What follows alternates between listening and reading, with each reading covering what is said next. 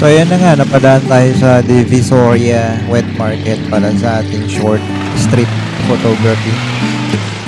Curious lang ako sa mga unique life experience ng mga magulang natin dito, yung mga tao na nagbebenta dito kahit gabi na. This is around 2 a.m. na in the morning, so kita nyo naman daming taong busy buhay na buhay talaga yung ekonomiya dito. Mostly yung mga namimili dito galing pang ibang bayan ng Metro Manila, Bulacan, Caloocan, Cavite. Siyempre, para masulit yung presyo kasi mas mura nga naman talaga dito ang mga binibentang gulay, karne, isda, at iba pa.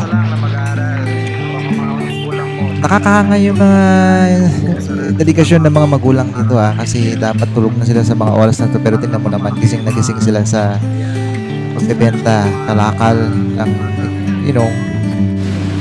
at ito ay isang indikasyon na patuloy ang kanilang pagmamahal sa pamilya, masuportahan lang pamilya, bigyan ng magandang edukasyon ng mga anak. Tinitiis nila yung pagod ng kamay, paa, likod, at habang iba ay natutulog sila ay gising para lang masiguro na masuportahan ang pamilya.